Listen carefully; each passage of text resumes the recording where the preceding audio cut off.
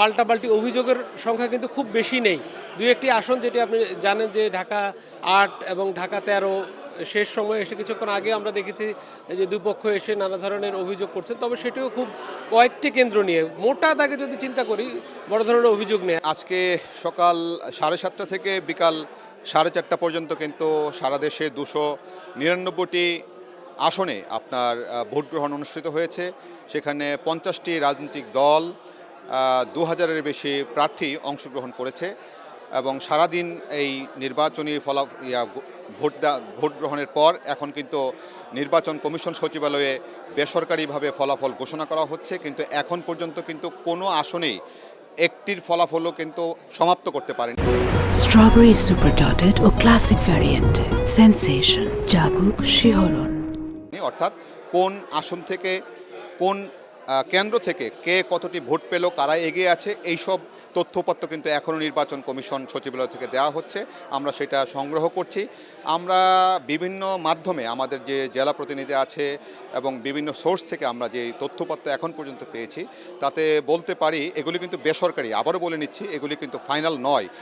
যখনই আপনার নির্বাচন কমিশন থেকে ফাইনাল বলবে তারপরে কিন্তু সেটা ফাইনাল হবে। এখন বেসরকারি ফলাফল, সেই হিসাবে আমরা 159টি আসনের ফলাফল পেয়েছি। তার মধ্যে বিএনপি জোট পেয়েছে 120টি, জামাত জোট পেয়েছে 38টি এবং স্বতন্ত্র পেয়েছে 1টি। আমরা আজকের এই নির্বাচনী ফলাফল নিয়ে এখন কথা বলবো। আমার সাথে আছেন আমার সহকর্মী সিনিয়র করেসপন্ডেন্ট নিয়ামুল আজিজ সাদেক।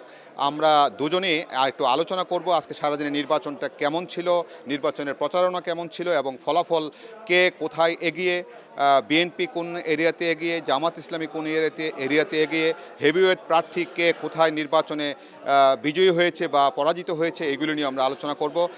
সাদেক, আপনাকে স্বাগত জানাচ্ছি। আমরা আজকে সারাদিনে আপনি নির্বাচন সকল ভোট গ্রহণ থেকে শুরু করে নির্বাচনী ফলাফল সব কিছুই আমরা প্রত্যক্ষ করছি। আপনিও সারাদিন সেই ফলাফলে ছিলেন, এখনও আছেন, আমরা দুজনই আছি, আমাদের আরও সহকর্মী আছে। তা আপনি কি আজকে সারাদিন যে ফলাফল দেখলেন এখন পর্যন্ত, সেই ফলাফলে কারা এগিয়ে এবং কোন কোন হেভিওয়েট প্রার্থী কে কোথায় জয়লাভ করেছে বা হেভিওয়েট প্রার্থী কে কোথায় পরাজিত হয়েছে, এটা যদি একটু বলেন।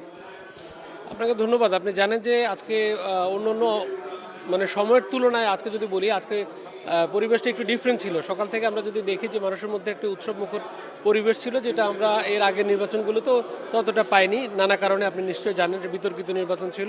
তো আমরা দেখেছি যে এই আজকের নির্বাচনটা যতটা মানে পাল্টাপাল্টি অভিযোগের সংখ্যা কিন্তু খুব বেশি নেই।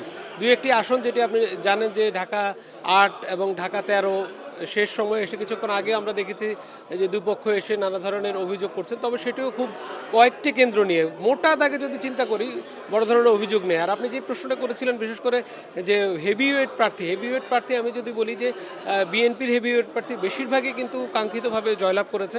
অন্যদিকে জামায়াতের হেভিওয়েট প্রার্থী কয়েকজন কিন্তু বিশেষ করে জামায়াতের যে সেক্রেটারি জেনারেল, সহকারী সেক্রেটারি জেনারেল, এরকম দুজন কিন্তু তারা হেরে গিয়েছেন। একজন হামিদুর রহমান আজাদ, তিনি কক্সবাজার 2 থেকে হেরে গিয়েছেন।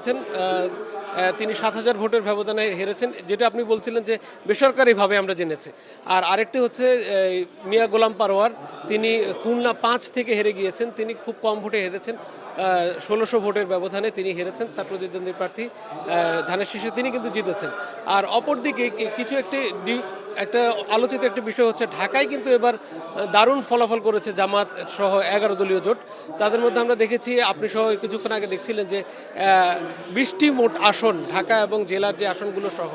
তো ঢাকা মহানগর এবং জেলার আসনের মধ্যে জামাত জোট এ পর্যন্ত 9টি বেসরকারিভাবে তারা পেয়েছে। তার মানে হাড্ডাহাড্ডি খুব লড়াই হচ্ছে।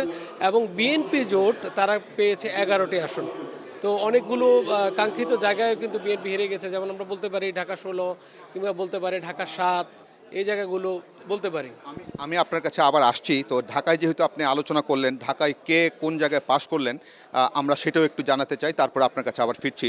আমরা ঢাকা যে 20টি আসন, আমার সহকর্মী নিয়ামুল আজিজ সাদেক যেটি জানাচ্ছিলেন যে জামাত জোট পেয়েছে 9টি এবং বিএনপি জোট পেয়েছে 19টি, এবং সেই ঢাকার মধ্যে কে কোথায় পাশ করেছে কে কোথায় পরাজিত হয়েছে সেটা যদি আমরা বলি, আমি প্রথমেই বলতে চাই ঢাকায় 1 আসনে আবু আশফাক বিএনপির, তিনি বেসরকারিভাবে জয়লাভ করেছেন।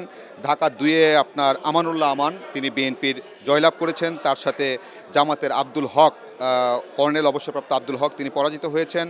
ঢাকা 1 আসনে নজরুল ইসলাম জামাতের তিনি পরাজিত হয়েছেন। ঢাকা 3 আসনে বিএনপির স্থায়ী কমিটির সদস্য গয়েশ্বর চন্দ্র রায় তিনি জয়লাভ করেছেন, তার সাথে হেরেছেন জামাতের শাহিনুর ইসলাম। আর ঢাকা 4 আসনে জয়লাভ করেছেন জামাতের জয়নুল আবেদিন, তিনি পরাজিত করেছেন বিএনপির তানবীর আহমেদ রবিনকে। আমরা দেখতে পাচ্ছি ঢাকা 5 আসনে বিএনপির নবিউল্লাহ নবী পরাজিত হয়েছেন জামাতের কামাল হোসেনের কাছে। বিএনপির ঢাকা 6 আসনে বিএনপির ইশরাক হোসেন সাবেক মেয়র সাদেক হোসেন খোকার ছেলে তিনি জয়লাভ করেছেন জামাতের আব্দুল মান্নানকে পরাজিত করে। তারপর আপনার ঢাকা 7 আসনে আমরা দেখতে পাচ্ছি বিএনপির হামিদুর রহমান তিনিও কিন্তু পরাজিত হয়েছেন জামাতের প্রার্থী এনায়েতুল্লাহর কাছে। ঢাকা 8 আসনে যে আসনটিতে কিন্তু নির্বাচন যখন ভোটের যে ডামাডোল ছিল তখনই কিন্তু অনেক আলোচনা সমালোচনা অনেক কিছু কিন্তু হয়েছে সেই আসনটিতে কিন্তু হেভিওয়েট প্রার্থী ছিলেন বিএনপির স্থায়ী কমিটির সদস্য মির্জা আব্বাস এবং এনসিপির নেতা তিনি ছিলেন আপনার নাসিরউদ্দিন পাটোয়ারি। এবং শেষ পর্যন্ত আমরা যেটি দেখলাম মাত্র অল্প ভোটের ব্যবধানে কিন্তু মির্জা আব্বাস নাসিরউদ্দিন পাটোয়ারিকে পরাজিত করেছেন। এছাড়া ঢাকা 9 আসনে হাবিবুর রশিদ হাবিব তিনি কিন্তু জয়লাভ করেছেন। এই আসনে তাসনিম যারা ডাক্তার তাসনিম যারা ছিলেন স্বতন্ত্র প্রার্থী তিনিও পরাজিত হয়েছেন। আমরা ঢাকা 10 আসনে দেখতে পাচ্ছি শেখ রবিউল আলম রবি তিনি জয়লাভ করেছেন এবং ঢাকা 11 আসনে ডক্টর এম এ কায়ুমকে পরাজিত করেছেন এনসিপির আহ্বায়ক নাহিদ ইসলাম। এবং এই আসনটিতে নিয়েও কিন্তু আসলে নির্বাচনের যে প্রচারণা ছিল সেখানেও কিন্তু অনেক আলোচনা ছিল সমালোচনা ছিল, শেষ পর্যন্ত কিন্তু নাহিদ ইসলাম জয়লাভ করেছেন। আমি আর ঢাকার কয়েকটি আসন বলছি। সাইফুল হক বিপ্লব ওয়ার্কার্স পার্টির বিএনপির জোটের ছিলেন তিনিও কিন্তু পরাজিত হয়েছিলেন। জামাতে ইসলামের সাইফুল আলম মিলন তিনি জয়লাভ করেছেন। আর এখানে ববি হাজ্জাজ ঢাকা 13 আসনে তিনি জয়লাভ করেছেন, সেখানে জামাত জোটের প্রার্থী ছিলেন মাওলানা মামুনুল হক তিনি পরাজিত হয়েছেন।